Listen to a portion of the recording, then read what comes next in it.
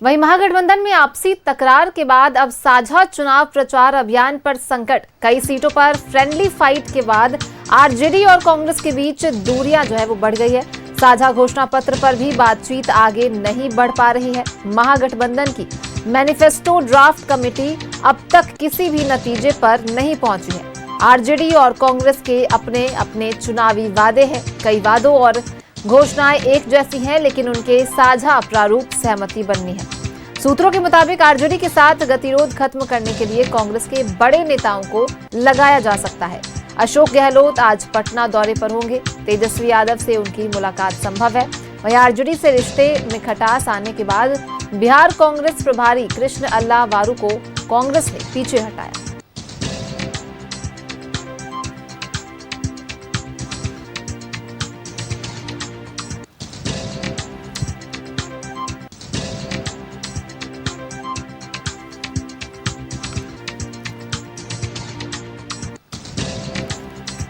और phone line पर सहयोगी अस्मित हमारे साथ जुड़ गए हैं ज्यादा जानकारी के साथ। अस्मित, महागठबंधन में आपसी तकरार है, उसके बाद चुनाव प्रचार अभियान पर जो संकट है वो गहरा रहा है, किस तरह से संभालते नजर आएंगे?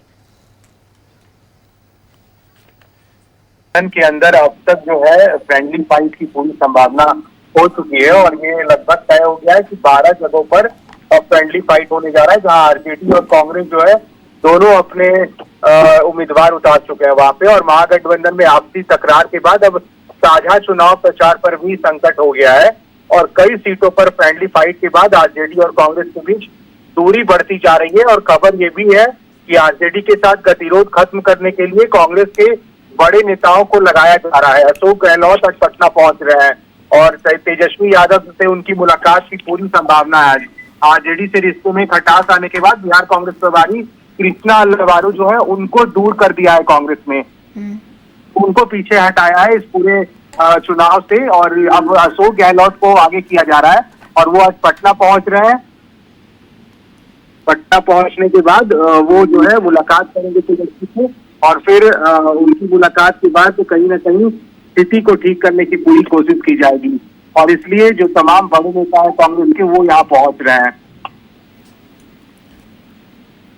अस्मित, महागठबंधन में चल रही अंदरूनी खींचतान और सीट बंटवारे को लेकर पैदा हुए असंतोष के बीच तेजस्वी यादव आज प्रेस कॉन्फ्रेंस के जरिए जो है बड़ा संदेश भी देने वाले हैं, लेकिन सवाल ये है क्या इस तकरार के बीच चुनावी अभियान की रफ्तार बनाए रख पाएगा महागठबंधन?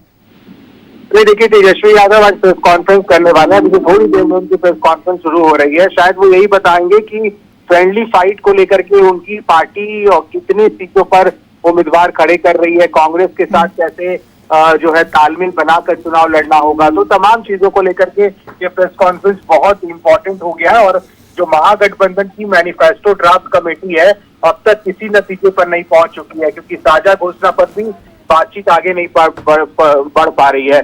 जब भी चुनाव होते हैं और चुनाव के पहले जो है एक प्रेस कॉन्फ्रेंस करके घोषणा पत्र जारी है कि जब उनकी सरकार आएगी या तो महागठबंधन या एनडीए की वो सरकार के बाद क्या काम किया जाएगा, उस सरकार क्या काम करेगी बिहार के लोगों के लिए। और अब तक इसी बात को लेकर के जो साझा घोषणा पत्र है उस पर कोई बात आगे नहीं बढ़ पाई है और महागठबंधन की जो मैनिफेस्टो ड्राफ्ट कमेटी है अब तक कोई नतीजे पर नहीं पहुंची है कि कौन से घोषणा पत्र में कौन से वादों को शामिल किया जाए, ताकि चुनाव में आगे आने के बाद चुनाव होने के बाद जब सरकार बने तो कौन से मुद्दों पर सरकार काम करेगी या फिर बिहार के लोगों को क्या वैसा मिलेगा फायदा जिससे वो इस सरकार पर भरोसा करे। तो इसी सब चीज को लेकर के कांग्रेस ने बड़े नेताओं को लगाया है और आज उनका दौरा भी शुरू हो रहा है पटना में। चलिए, बहुत बहुत धन्यवाद अस्मित हमारे साथ जुड़ने के लिए और इन तमाम जानकारियों को साझा करने के लिए।